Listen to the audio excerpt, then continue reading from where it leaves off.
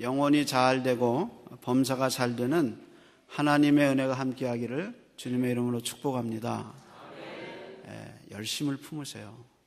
특별히 하나님에 대한 그 열정, 하나님에 대한 열망 잊어버리면 안 됩니다.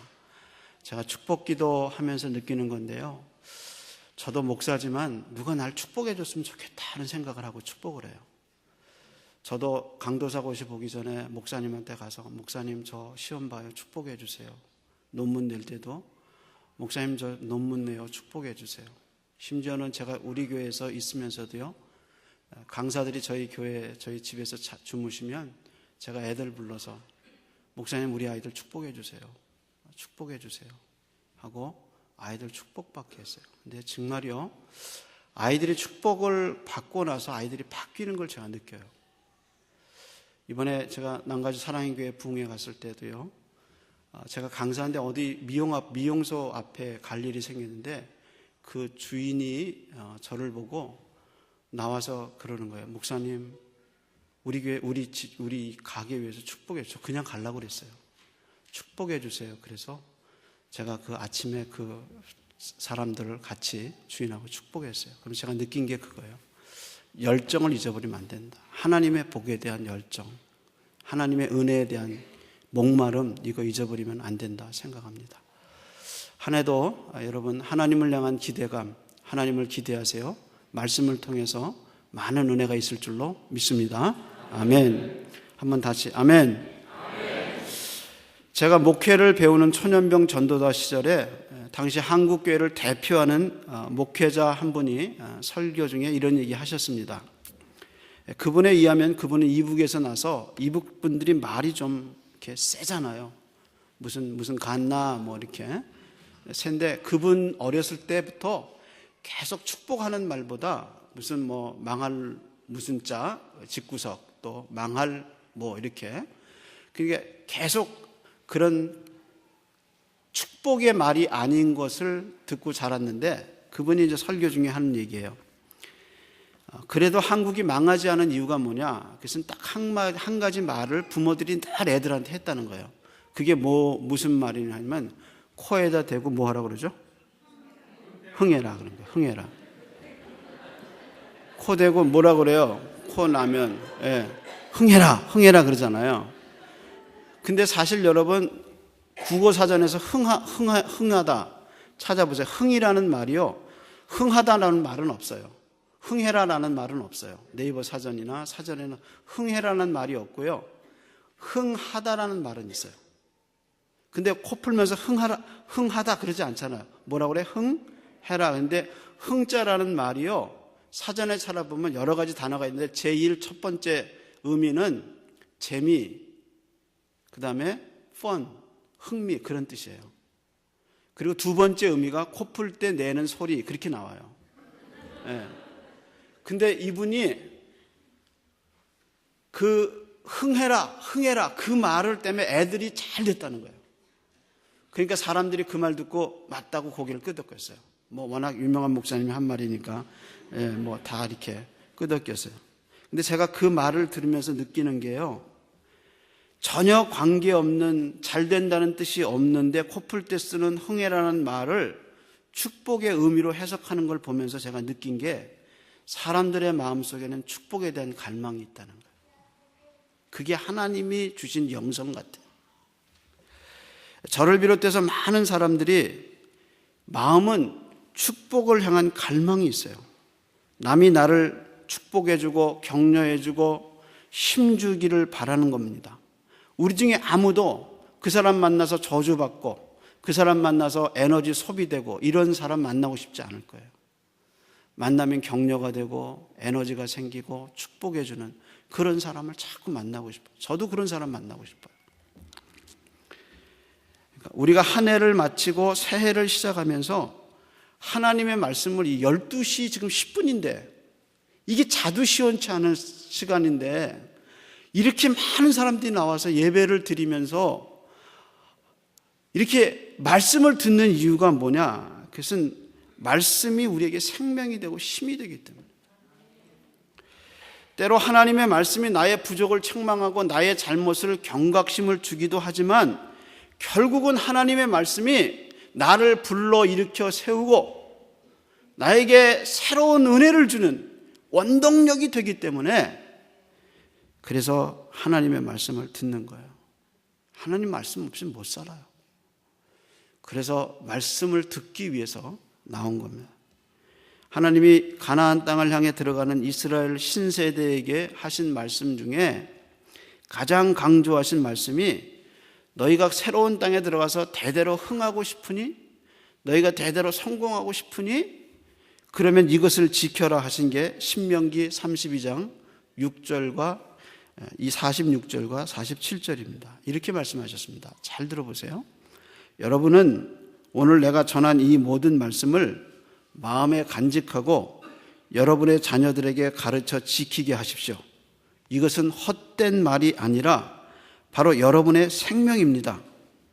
여러분이 이 말씀을 지켜야 요단강에 건너가 살 그 땅에서 오래오래 살게 될 것입니다. 그렇게 얘기했어요. 이스라엘 백성에게 가나안 땅은 낯선 땅이에요. 그 땅에 어마어마한 장애물들이 기다리고 있어요. 그런데 그 가나안 땅 이스라엘 백성이 두려워해서 신세대들이 아닌 첫 세대들은 그 땅에 거하는 거민들은 건이이고 우리는 메뚜기 같다 이렇게 얘기했던 그 땅에 이스라엘의 신세대가 들어가면서 그 땅에 어떤 일이 일어날 줄 몰라요. 그런데 그렇게 낯선 땅이듯이 2014년이 우리에게 낯선 땅이에요. 경제는 자꾸 어려워진다고 그러죠. 연말에 강사는 더 안 된다고 그러죠. 내년에 바닥을 칠지 더 어려워질지, 아니면 우리 아이들은 어떻게 될지, 아니면 우리의 생명 그 자체는 또 어떻게 될지, 수많은 사건과 사건 속에 정말 어떻게 될지 우리는 모르는 미지의 세계를 2010년서에 걸어가야 돼. 근데 그 미지의 땅인데 하나님이 약속하셨어요. 이 성경 말씀은 헛된 것이 아니라 너에게 생명이다. 이것을 지키고 살아라. 그러면 그 땅에서 생명이 길 것이다 라고 얘기했어요. 바로 그 약속이 있기 때문에, 그 약속 때문에 우리가 안정감을 갖는 거예요. 그래서 하나님의 은혜가 뭔지 아는 우리는 성경 말씀을 생명이라고 생각합니다. 근데 문제는 이 하나님의 말씀이 세상의 관점과 자기 경험과 충돌을 일으킨다는 거예요. 분명히 여호와의 말씀이 생명인데 그것을 지키면 대대로 하나님의 은혜 가운데 평안과 은혜를 약속하셨는데, 문제는 그 말씀과 내가 충돌이 난다는 겁니다. 그래서 하나님의 말씀이냐 내 생각이냐, 세상의 관점이냐 아니면 하나님의 관점이냐, 여기에 우리가 고민하게 됩니다. 그 대표적인 사건이 지금 창세기 22장입니다. 본문은 우리가 잘 아는 내용입니다. 어느 날 하나님이 아브라함에게 내 아들 이삭 독자 데리고 모리아 땅에 가라. 그래서 그를 거기서 번제로 드려라. 번제라면 누구보다도 아브라함은 잘 알고 있었습니다. 그는 평생 우리가 예배 시간을 지키듯이, 예배를 드리듯이 하나님께 번제를 드리며 살았습니다. 돈 있는 사람은 소나 양으로 번제를 드렸습니다. 돈이 없는 사람들은 비둘기 같은 새 종류로 번제를 드렸습니다. 먼저 번제는 동물을 선택하고 반드시 죽여야 합니다. 완전히 죽음을 확인해야 돼요. 그래야 번제가 되는 거예요. 그리고 그 죽은 시체에서 피를 빨리 뽑아내야 합니다. 왜냐하면 더운 지방이기 때문에 피가 있으면 시체가 부패해요. 그래서 빨리 피를 뽑아냅니다. 죽은 고기를 잘라서 각을 뜨고 내장을 버리고 제단 나무 위에 올려놓고 태워야, 그것이 번제입니다. 그래서 하나님이 그 스모그를 통해서 흠양하신다. 그래서 번제예요. 근데 하나님이 지금 아브라함의 아들 이삭을 그냥 죽이지 아니하고 사랑하는 자식을 그런 과정을 통해서 번제로 드리라는 거예요. 그래서 아브라함이 3일 길을 걸어서 하나님의 지시대로 자식을 죽이려고 했을 때, 이삭을 죽이려고 했을 때 갑자기 하나님이 나타나셔서 아브라함을 막으시면서 아브라함에게 준비해 주신 나무 뒤에 수양을 번제로 대신 드리게 했다 하는 것이 지금 본문의 이야기입니다. 그렇다면 송구영신 예배, 새로운 해를 살아가야 할 2013년을 향해서 살아가야 할 우리에게 주시는 메시지는 무엇인가? 먼저 이 이야기 속에서 기록된 아브라함의 행동 중에 우리가 이해할 수 없는 부분이 있어요. 그 이해할 수 없는 부분이 3절인데 3절은 아브라함이 하나님의 명령을 듣고 준비하는 과정이 기록되어 있어요. 이렇게 기록되어 있어요. 아브라함이 아침에 일찍 일어나 나귀의 안장을 지우고 두 종과 그의 아들 이삭을 데리고 번제에 쓸 나무를 쪼개어 가지고 떠나 하나님이 자기에게 일러주신 곳으로 가더니 그랬어요. 저도 이 3절을 오늘 봤어요. 오늘. 여기서 생각해 볼 것은 순서예요. 순서. 아브라함이 아침에 일찍 일어났다. 나귀의 안장을 지웠다. 두 종과 아들 이삭을 불러서 가자고 했다. 그리고 번제에 쓸 나무를 쪼갰다. 여러분 순서가 어때요? 이게요, 상식적으로 얘기하면 제일 먼저 한 일이 뭐예요? 종들을 불러야 돼요. 종을 불러서 야, 나무를 내가 쪼개야겠다. 자기가 쪼개든지 종들을 시키든지 나무부터 쪼개요. 나무를 다 쪼개고 이삭을 부르고 그 다음에 맨 마지막에 뭐 해야 돼요? 안장에다가 말에다가 나귀에다가 안장을 얹어야 돼요. 그래야 가는 거예요. 근데 이 순서가 어떻게 됐냐면 거꾸로 됐어요. 나귀를 넣고 안장을 먼저 재웠어요. 그리고 이삭을 불러 세우고 두 종을 불러 세웠어요. 그리고 나서 그 다음에 뭐 했냐? 나무를 쪼갰어요. 그래서 왜 이렇게 했을까? 히브리 문맥상으로 봐도요, 안장을 놨다, 아들과 종을 불렀다, 그 다음에 마지막으로 나무를 카댔다, 이렇게 순서가 나와요. 왜 이렇게 했을까? 어떤 학자는 이 부분의 3절에 아브라함의 정신 상태가 혼미해졌다는 거예요. 왜냐하면 이게 너무 큰 충격을 받은 거예요. 그래서 젊은 애들 말대로 멍 때리게 된 거예요. 그냥 멍해진 거예요. 그래서 뭘 해야 될지 뭔지 모르는 거예요. 그래서 이걸 나무부터 쪼개야 되는데 안장부터 올려놓고 맨 마지막에 나무를 쪼갰다, 이렇게 얘기한 거예요. 또 한 가지 해석은요, 아브라함이 의도적으로 그랬다는 거예요. 멍 때려서 정신없는 상태에서 그런 게 아니라 이것은 아브라함의 의도적으로 이렇게 했다. 왜냐하면 번제는 드리는 일에서 가장 중요한 재료가 뭐냐? 나무예요. 나무 없으면 번제가 안 되는 거예요. 그래서 아브라함이 혹시 하나님이 지금은 번제로 드려라 그랬지만 마음이 바뀌실 가능성이 있지 않겠냐?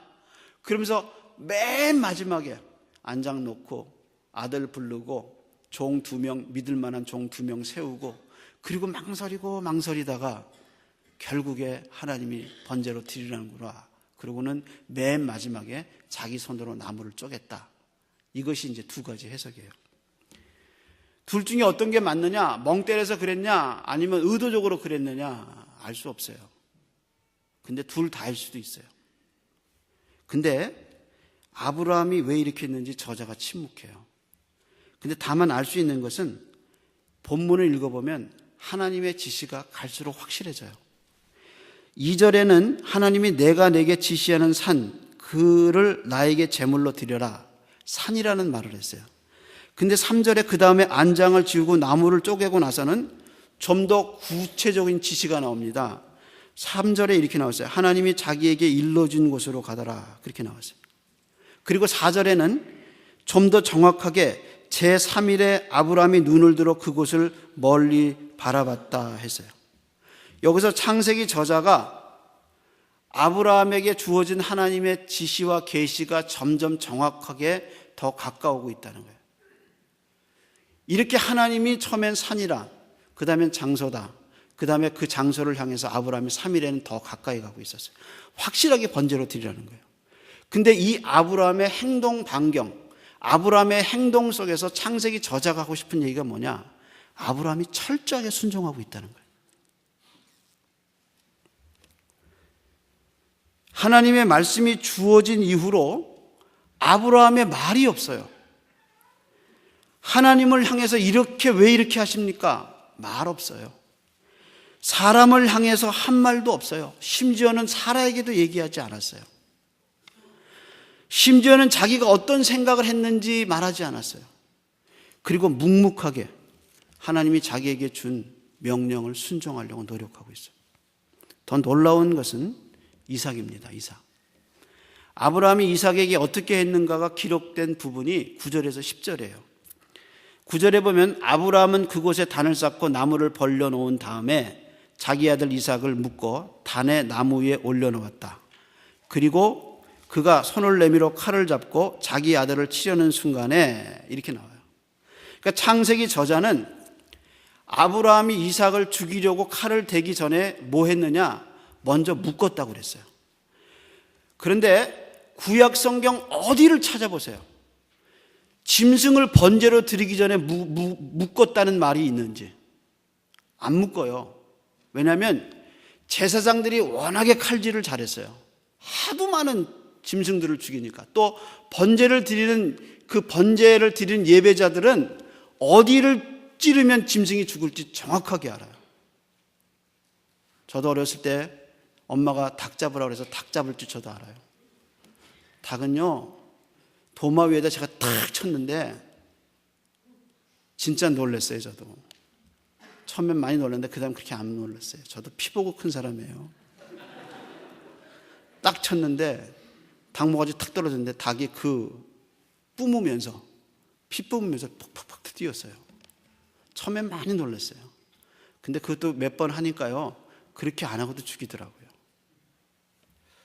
여러분, 한국 사람만 개 잡을 때 묶어서 불태워요. 번제 잡을 때 묶지 않아요. 성경에 묶지 않아요.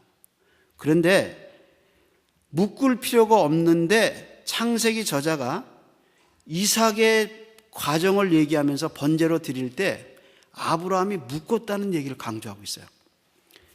이 말은 이삭이 자기 아버지가 묶을 수 있도록 순종했다는 거예요.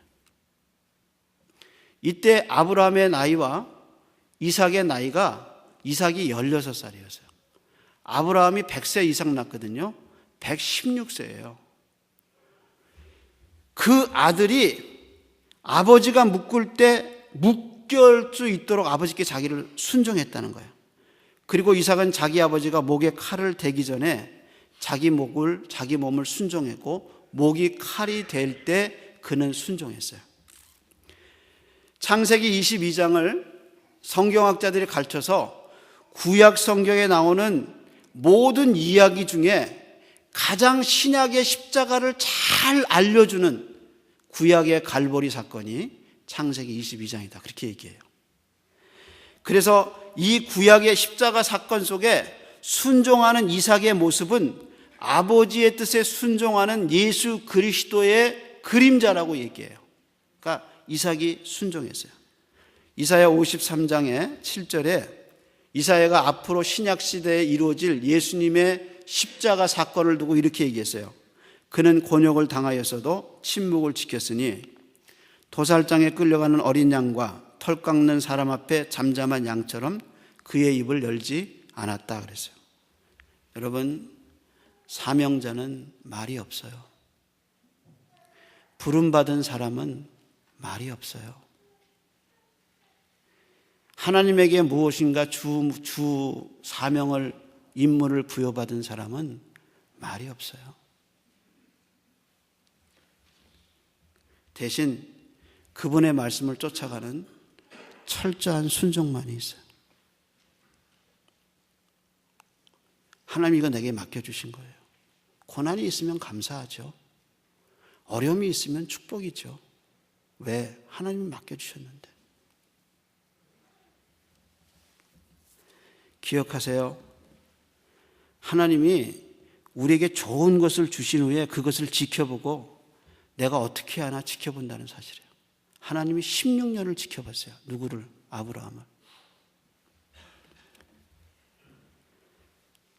하나님이 그렇게 소원을 가지고 자식을 기다렸던 아브라함에게 이삭을 줬는데 이삭을 아브라함이 잘못 대하고 있어요. 이 아들을 통해서 세계 만민이 복을 받게 해야 되는데 이 자식이 자기의 중심이 되어버린 거예요. 지난날 하나님이 주신 선물들을 잘 생각해 보세요. 그 선물들에 내가 빠져 있는지, 아니면 그 선물을 주신 하나님의 뜻에 집중하는지. 사명자는 말이 없어요.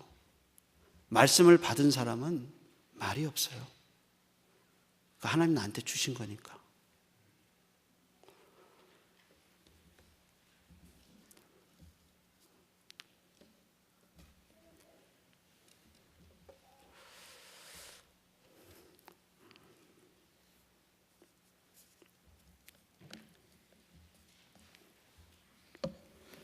하나님이 이렇게 순종하는 아브라함에게 준비하신 것은 이삭을 대신할 수양입니다.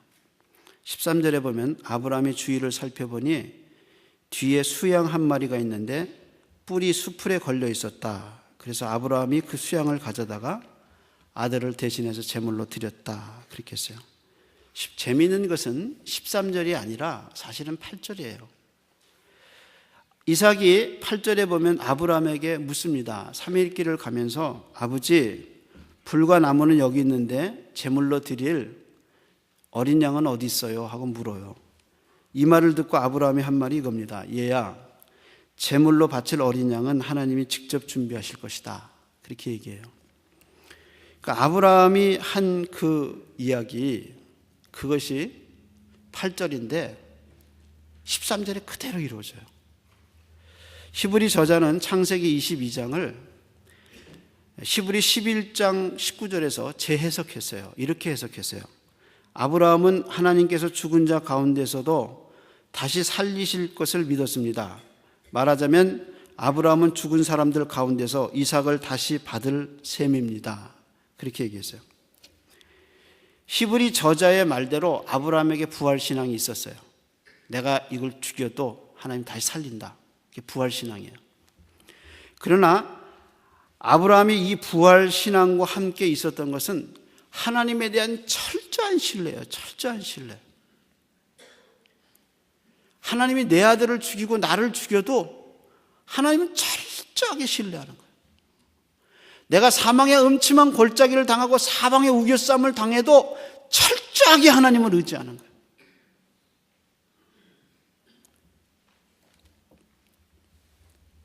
아브라함이 고통의 3일 길을 걸어가요. 그 3일 길에 말이 없어요. 근데 그 고통의 3일 길을 걸으면서 딱 두 마디 기록되어 있는 거예요. 아빠, 번제할 어린 양은 어디 있어? 그 말. 예, 하나님이 자기를 위해서 준비하셨을까? 그 두 말만 기록되어 있어요. 근데 그 3일 길을 걸어가면서 아브라함은 자기가 이삭을 받았을 때, 그 축복의 이삭을 받았을 때 왜 하나님이 이것을 나한테 바치라고 그랬는지 그 자기의 삶을 돌아봤어요.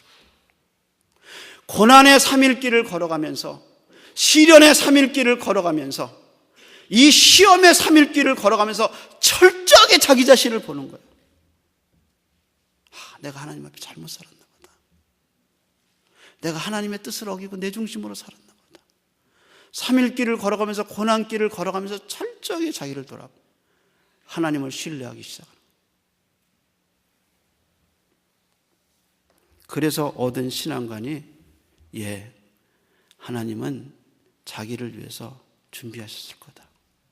그게 신앙이에요. 이삭이 평생 잊지 못하는 말이 무엇일까? 하나님이 너를 위해서 준비하실 거다. 그 말이에요. 부모가 자식에게 이 정도는 돼야 되지 않아요? 하나님이 너를 사랑하셔서 너를 위해서 일생에 평생도록 준비하신 게 많다. 마치 시편의 다윗처럼 나를 향한 하나님의 계획이 신묘막측합니다. 하나님이 나를 향한 계획이 너무나 생각이 많습니다. 그걸 깨달은 거예요. 정말 부모에게 그 신앙을 배우는 거예요. 이삭이 이 신앙을 배운 거예요. 하나님이 자기 영광을 위해 준비하셨다. 제가 미국 와서요, 이민 목회하면서 또 미국 와서 공부하면서 제가 하나 딱 깨달았어요. 그게 뭐냐면 내가 할 수 있는 일이 없다는 거예요. 애들 학교에 갔다 왔는데 책 보니까 가르쳐줄 게 하나도 없어요. 걔들이 날 가르쳐줘야 돼요. 관공서를 가봤나? 운전면허 하러 갈 때도 남한테 물어서 가요. 다 배우는 거예요. 배운다고 다 되나요? 전화 한마디 하는데도 놨다가 다시 들어서 또 듣고, 똑같은 전화를 하려면 다른 데 몇 군데 전화해서 연습한 다음에 내가 하고 싶은 데다 전화해요. 정말 자식도 교회도 내 건강도 사역도 다 내가 하는 게 아니에요. 그런데 부르심을 따라 살다 보니까 배운 거 있어요. 하나님이 하나하나 예비하셨다는 거예요. 정말 나는 할 수 없는데 하나님이 이거 예비해 주셨다가 그때 주시고, 또 이만큼 예비하셨다가 그때 주시고,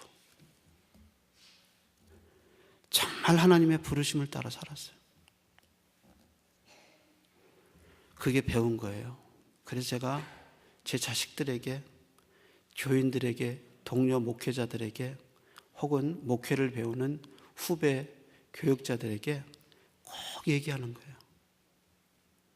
진리다. 하나님은 살아계시다.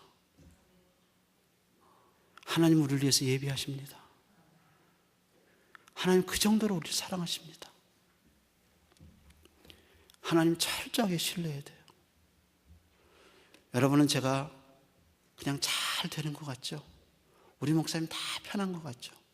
저도요, 신년이 되면 이렇게 기도해요. 하나님, 작년 한 해 잘 살게 해주셔서 감사합니다.